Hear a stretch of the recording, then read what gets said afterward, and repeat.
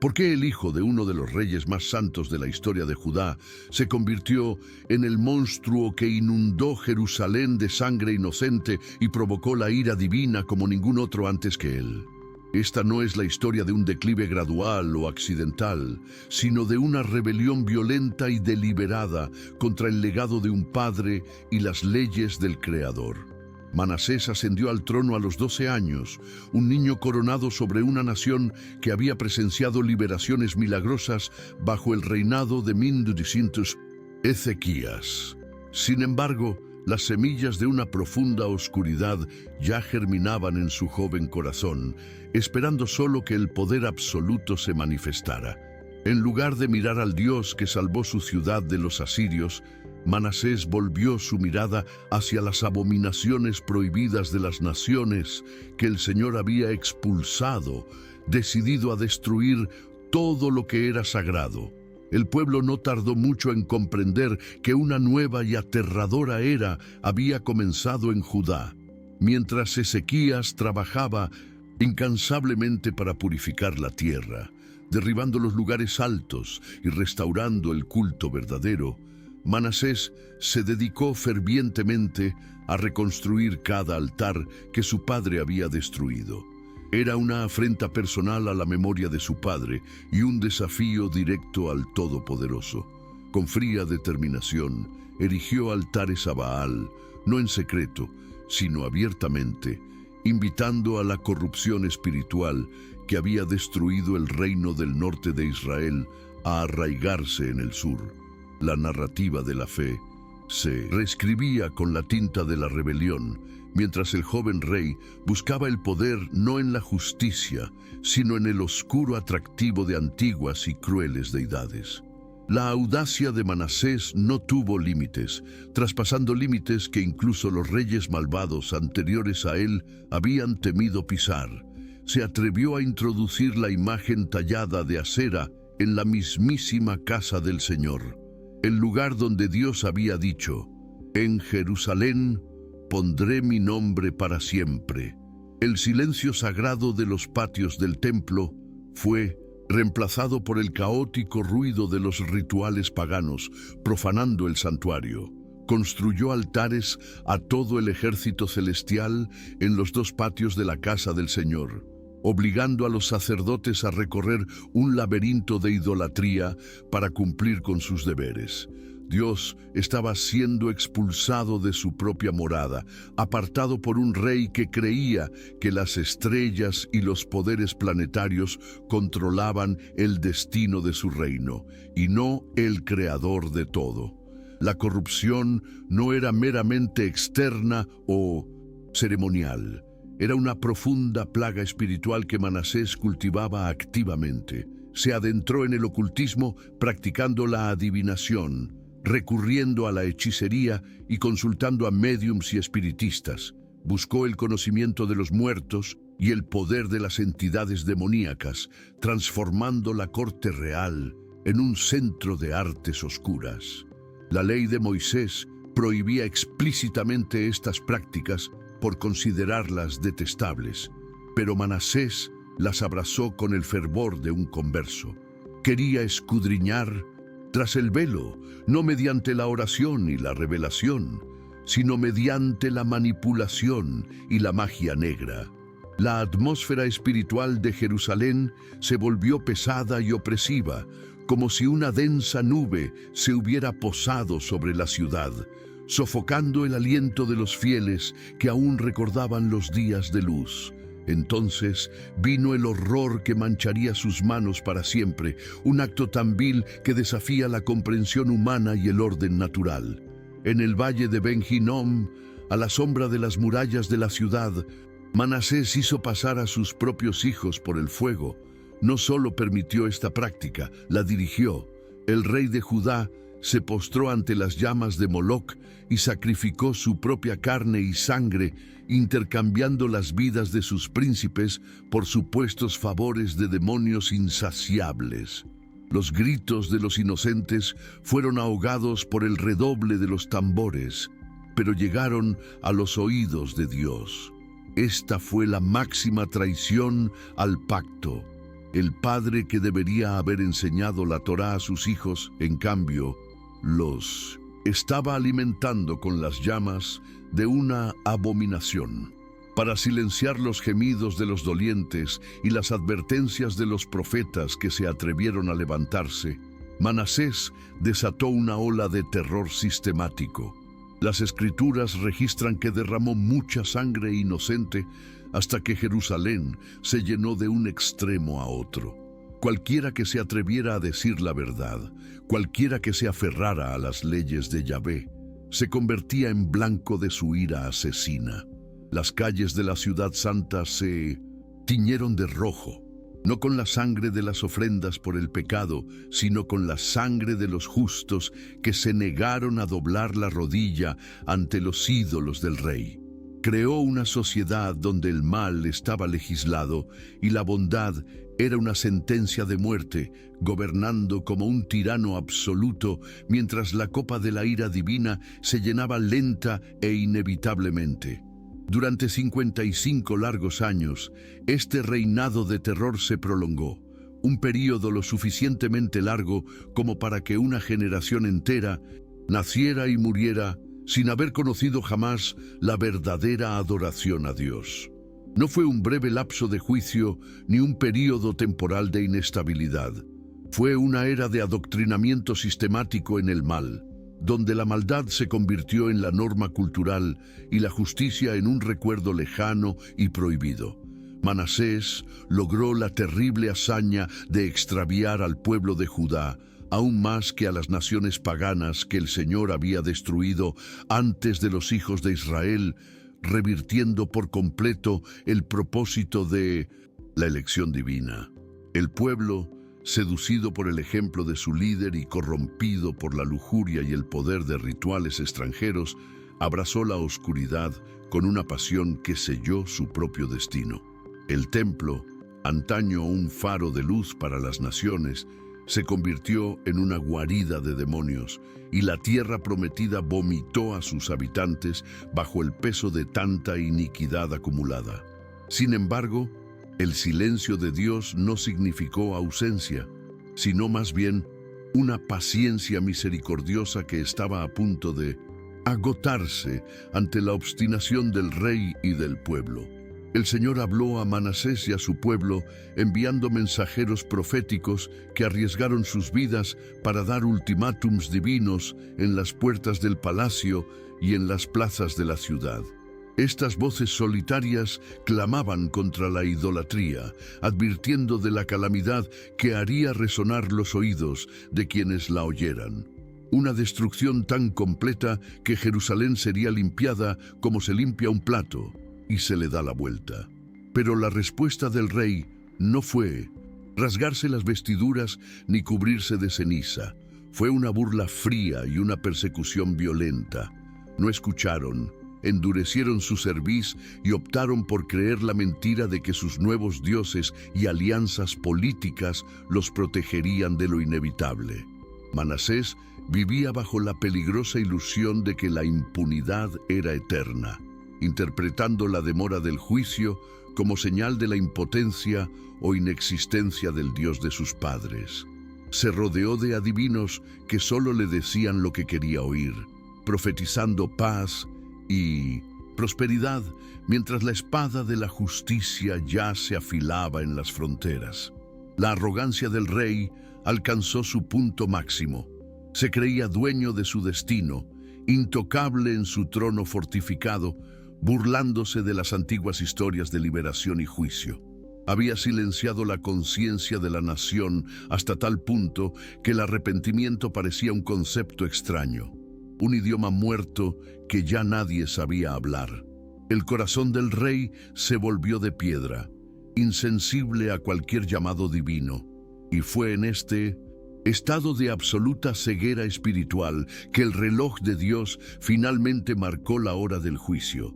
El instrumento de la ira divina se materializó en el horizonte no como un trueno sobrenatural, sino como la máquina de guerra más temida de la antigüedad, el ejército del imperio asirio. Dios, quien controla la historia y mueve imperios como piezas en un tablero de ajedrez, trajo sobre ellos a los comandantes del ejército del rey asirio.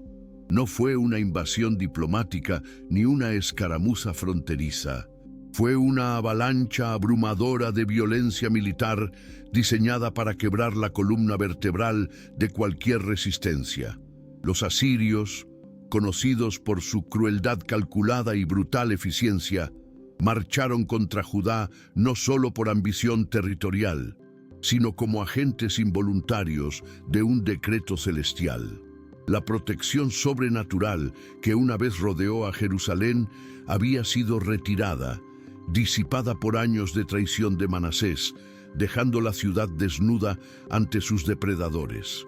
Cuando el asedio se cernía sobre ellos y los gritos de guerra resonaban en las murallas, Manasés debió de esperar que sus ídolos lo salvaran o que su hechicería confundiera al enemigo. Pero Baal permaneció en silencio. Asera no se movió, y los demonios a los que adoraba lo abandonaron a su suerte ante el acero asirio. No había ningún ángel del Señor que descendiera para matar a 185,000 soldados enemigos como en los días de su padre Ezequías. Esta vez el cielo era de bronce y la tierra de hierro. Pánico se apoderó del palacio al derrumbarse las defensas, demostrando que un rey sin Dios es el más vulnerable de los hombres. La brutal realidad de la guerra invadió el santuario de sus ilusiones, y el rey, que se consideraba un dios, se vio reducido a un hombre aterrorizado, acorralado por las consecuencias de sus propias decisiones. La captura de Manasés estuvo marcada por una humillación diseñada para despojarlo de toda dignidad real y humana, cumpliendo la profecía del juicio con terrible precisión. Los comandantes asirios no lo trataron con la cortesía debida a un soberano. Lo capturaron con garfios, atravesándole la nariz o los labios como se hace con una bestia salvaje indómita que necesita ser dominada. Lo encadenaron con pesadas cadenas de bronce, el metal del juicio, privándolo de toda libertad de movimiento y obligándolo a arrastrarse por donde antes caminaba con orgullo. Arrastrado de su amada ciudad, lejos del trono que manchó de sangre, fue llevado cautivo a Babilonia, comenzando una larga y dolorosa marcha de vergüenza. El poderoso rey era ahora un prisionero patético, y su viaje al abismo apenas comenzaba. La llegada a Babilonia no trajo consigo ningún alivio, solo la amarga confirmación de su precipitada caída. La ciudad, con sus imponentes sigurats y templos dedicados a los dioses que Manasés había intentado imitar, lo recibió no como un aliado espiritual, sino como un patético botín de guerra. Arrastrado por las polvorientas calles bajo la mirada burlona de una multitud extranjera, el rey de Judá sintió el peso aplastante de su insignificancia. Las cadenas de bronce rozaron sus heridas abiertas, y el gancho en su rostro era un recordatorio constante de que su humanidad había sido revocada. Él, que se había vestido con las sedas más finas y se había sentado en un trono de marfil, ahora estaba arrojado al polvo, rodeado por la brutal realidad de un imperio que no tenía piedad de los débiles. La majestuosidad que creía poseer se evaporó, dejando solo a un hombre destrozado y dolorido, infinitamente lejos de casa. Arrojado a las profundidades de una mazmorra húmeda y oscura, Manasés experimentó una soledad que nunca había imaginado posible. El silencio de la prisión era ensordecedor, roto solo por el sonido de su propia respiración entrecortada y el tintineo de las cadenas. Allí, en la oscuridad, no había adivinos que halagaran su ego, ni sacerdotes idólatras que realizaran rituales en su nombre. Los dioses a los que había servido en tanto fervor, Baal, Asera y las huestes celestiales permanecieron en un silencio burlón. Los clamó en su mente, buscó alguna señal de poder o consuelo, pero solo encontró vacío. La dura verdad comenzó a imponerse. Había cambiado la gloria del Dios vivo por estatuas mudas y demonios traicioneros que en su hora de angustia no tenían el poder de salvarlo ni ningún interés en su destino. Fue en este abismo de desesperación, despojado de todas las distracciones del poder, que la conciencia de Manasés finalmente despertó del coma inducido por el pecado. Sin los halagos de la corte ni el ruido de los rituales, los recuerdos que había reprimido comenzaron a atormentarlo con una claridad aterradora. Vio los rostros de los profetas que había asesinado. Volvió a oír los gritos de sus propios hijos consumidos por el fuego en los brazos de Moloc. La sangre inocente que había inundado Jerusalén ahora inundaba su mente, un mar rojo de culpa que amenazaba con ahogarlo. El dolor físico de las cadenas era agonizante, pero el dolor del alma era insoportable. Comprendió que el verdadero monstruo no eran los asirios que lo habían capturado, sino el hombre en el que se había convertido durante 5 décadas de rebelión. Por primera vez en su vida, Manasés miró hacia adentro y sintió auténtico horror, no por las consecuencias que sufrió, sino por el mal que había cometido.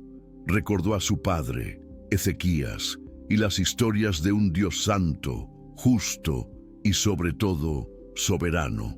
La ironía divina lo abrumó. Había sido necesario perder su trono terrenal para poder ver el trono celestial. Comprendió que su captura no había sido un accidente político, sino un acto directo de la mano poderosa de Dios, el único ser en el universo con la autoridad suficiente para doblegarlo. El orgullo que había sostenido su tiranía se derrumbó como un castillo de arena ante la marea, y el altivo rey quedó reducido a su verdadera estatura ante el Creador, un miserable pecador necesitado de misericordia. Las Escrituras relatan que en su angustia se humilló profundamente ante el Dios de sus padres. No se trató de una humillación superficial, ni de una estrategia para negociar su libertad. Fue un desmoronamiento total del ego. Manasés se postró en el sucio suelo de la prisión, no como un rey que exige derechos, sino como un criminal que confesaba sus crímenes. Abandonó cualquier intento de justificar sus acciones o culpar a las circunstancias. Aceptó que merecía la muerte, el exilio y el olvido. Ese lugar de total desgarramiento, donde el alma humana toca fondo, comenzó a ocurrir el verdadero milagro, mucho mayor que la sanación de una enfermedad o la victoria en la batalla, la resurrección de un corazón muerto. Entonces, de en medio de la oscuridad de Babilonia surgió una oración. No era un conjuro mágico ni una fórmula ritualista, sino un grito crudo desde lo más profundo de un hombre desesperado. Manasés oró al Señor, Dios de Israel. No pidió oro, ni ejércitos, ni venganza contra sus enemigos. Buscó el rostro de aquel a quien había despreciado durante 55 años. Suplicó perdón, apelando a la misericordia insondable que había oído existir en el corazón de Yahvé. Fue la oración del irredimible, el grito del peor de los pecadores, poniendo a prueba los límites de la gracia divina. En ese momento, la mazmorra se convirtió en un santuario y el prisionero encadenado estuvo más cerca de Dios que nunca en el profanado lugar santísimo. Lo que sucedió después desafía la lógica de la justicia humana y revela el escándalo de la gracia divina. Dios escuchó la súplica de Manasés. No hubo período de prueba ni requisito de penitencia que durara décadas.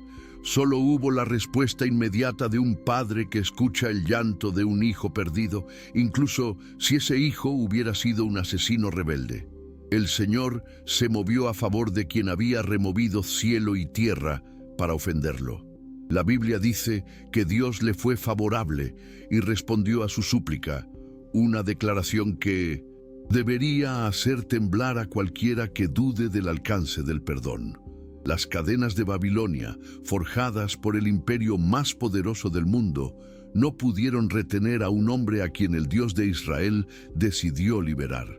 La política internacional y los decretos de los reyes asirios se inclinaron ante la voluntad soberana de Dios de restaurar a un pecador arrepentido.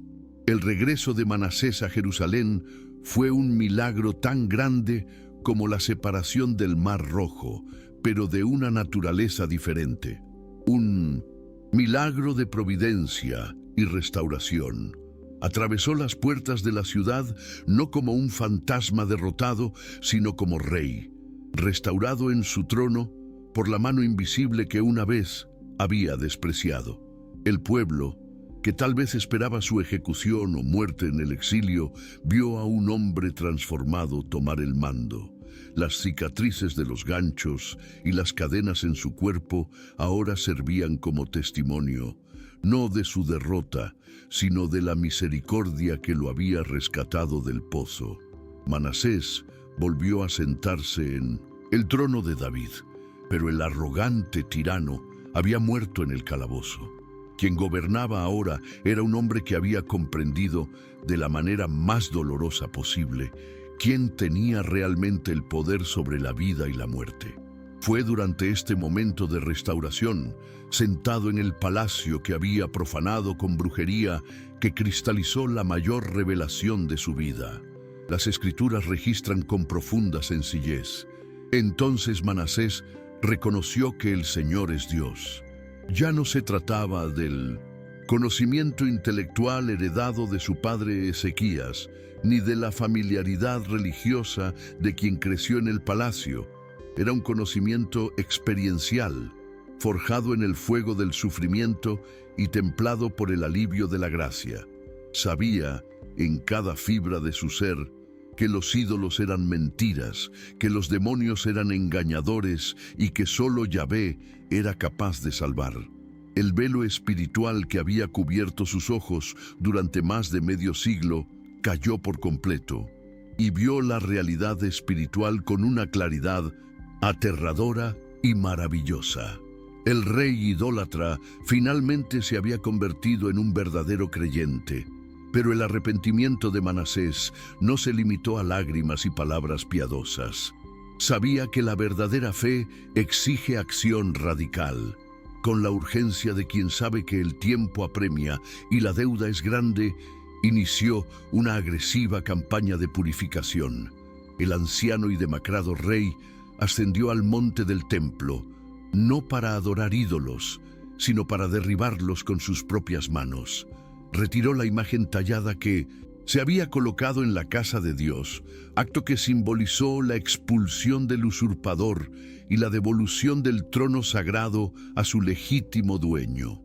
Demolió todos los altares que había construido en el monte del templo y en Jerusalén, desmantelando piedra a piedra la infraestructura de idolatría que él mismo había financiado y promovido. La purificación fue pública y total. Manasés ordenó que los escombros de estos altares e ídolos fueran arrojados fuera de la ciudad, al valle de Cedrón, tratándolos como la basura contaminante que realmente eran. El pueblo de Judá observó, asombrado, cómo el hombre que les había enseñado a pecar ahora sudaba y se esforzaba por destruir los instrumentos de ese pecado. No delegó esta tarea simplemente a sus siervos. Lideró la reforma con el celo de un converso, demostrando que su cambio de actitud en Babilonia no había sido una emoción pasajera. Estaba declarando la guerra a su propio pasado, intentando borrar las manchas que había dejado en el alma de su nación, demostrando que el verdadero arrepentimiento implica destruir aquello que nos separa de Dios, cueste lo que cueste. Tras la destrucción vino la reconstrucción. Manasés reparó el altar del Señor, que había sido descuidado o dañado durante sus años de insensatez, y restauró la verdadera adoración. Sobre este altar restaurado, ofreció sacrificios de paz y de acción de gracias, y el humo sagrado se elevó al cielo en lugar del antiguo hedor a muerte. pero fue más allá del ejemplo personal. Usó su autoridad real para ordenar a Judá que sirviera al Señor, el Dios de Israel. No pudo imponer la fe en los corazones, pues el daño de décadas ya estaba hecho y el pueblo aún sacrificaba en los lugares altos, pero usó cada gramo de su poder restante para señalar el camino de regreso a Dios. El rey, que había sido el mayor misionero de las tinieblas, dedicó sus últimos días a ser un siervo de la luz. A pesar de sus genuinos e incansables esfuerzos en los últimos años de su vida, Manasés aprendió una amarga lección sobre la naturaleza de la influencia. Es infinitamente más fácil destruir la fe de una nación que reconstruirla. Aunque ordenó el retorno a Yahvé, las Escrituras señalan con seriedad que el pueblo aún sacrificaba en los lugares altos, aunque solo al Señor su Dios. El sincretismo que había sembrado había echado raíces profundas, difíciles de erradicar por completo solo con decretos reales. Manasés fue salvado y perdonado. Su alma estaba segura, pero tuvo que vivir hasta el final de sus días con las cicatrices visibles que su maldad había dejado en el cuerpo de Judá. Observó a sus súbditos y vio el reflejo de sus propios errores pasados, un recordatorio constante de que el arrepentimiento, si bien restaura la relación con Dios, no siempre borra todas las consecuencias terrenales de nuestras decisiones. Más allá de la reforma espiritual, el rey restaurado demostró que la verdadera piedad no niega la responsabilidad práctica ni la sabiduría gubernamental. Tras su conversión, construyó una muralla exterior alrededor de la ciudad de David, extendiéndola hasta la Puerta del Pescado, y fortificó las ciudades de Judá con comandantes militares. Ya no era el místico engañado que dependía de hechizos para protegerse, sino un gobernante sobrio que comprendía que Dios también obra mediante la prudencia y la preparación. Dios le devolvió no solo su espíritu, sino también la dignidad de su cargo, permitiéndole terminar su reinado no como un vasallo humillado, sino como un rey fuerte que protegía a su pueblo. Esos muros eran más que piedras. Eran un testimonio de que Dios puede reconstruir las ruinas de una vida y hacerla útil de nuevo para sus propósitos soberanos. Cuando finalmente llegó la muerte para Manasés, tras 55 años en el trono, el reinado más largo en la historia de Judá, el final estuvo marcado por una quietud reverente, muy diferente del caos sangriento que había caracterizado su juventud. Descansó con sus padres, pero no fue enterrado en las tumbas reales de honor junto a David, sino en el jardín de su propia casa, el jardín de Usa. Quizás fue una última señal de humildad, un reconocimiento de que, aunque perdonado, fue un rey singular, marcado por una trayectoria de profunda oscuridad y luz cegadora. Su vida terminó como una paradoja viviente. El mayor villano en la historia de su linaje se convirtió en el mayor trofeo de la misericordia divina, dejando un trono vacío y una historia que sería debatida durante generaciones. La historia de Manasés permanece en las Escrituras como un monumento escandaloso a la gracia de Dios, desafiando nuestro sentido humano de justicia retributiva. ¿Cómo puede un hombre que quemó a sus hijos y asesinó a profetas encontrar la paz con Dios? La respuesta no reside en la dignidad de Manasés, sino en la inconmensurable magnitud del carácter de Dios. Esta narrativa destruye la idea de que existe un pecado demasiado grande para ser perdonado o un pecador demasiado lejos del alcance del brazo divino. La sangre de Jesús, prefigurada en los sacrificios del templo restaurado, es lo suficientemente poderosa como para lavar incluso las manos manchadas con la sangre de los inocentes. Manasés es la prueba definitiva de que la salvación no es un premio para los moralmente superiores, sino un don para los espiritualmente arruinados que se atreven a creer en la misericordia. Al contemplar esta trayectoria, nos vemos obligados a confrontar el misterio de la soberanía divina y los insondables caminos del Creador. Dios permitió que el mal floreciera durante décadas, solo para demostrar su poder de redimir a los irredimibles en el acto final. Utilizó la crueldad de Asiria, la frialdad de un calabozo y la soledad del exilio como herramientas quirúrgicas para erradicar el cáncer del orgullo del corazón de un rey. Nada se desperdició. Incluso el abismo más profundo sirvió como trampolín hacia la gloria de Dios. La historia nos enseña a nunca poner un punto donde Dios ha puesto una coma y a nunca juzgar el destino eterno de un alma mientras aún tenga aliento y un Dios que escucha las oraciones. Por lo tanto, la redención del rey Manasés resuena a través de los siglos como una invitación y una solemne advertencia para todos nosotros hoy. Si el Dios de Israel pudo escuchar la voz de un monstruo en el calabozo de Babilonia y transformarlo en siervo, entonces no hay foso lo suficientemente profundo en el que puedas caer que Él no pueda alcanzar. No importa cuán oscura sea tu historia, cuán pesadas sean tus cadenas o cuán lejos te hayas alejado de la verdad. El camino de regreso comienza con una rodilla doblada y un corazón humilde. El mismo Dios que restauró a Manasés al trono de Jerusalén está listo para restaurar cualquier vida quebrantada, demostrando de una vez por todas que donde abundó el pecado, sobreabundó la gracia.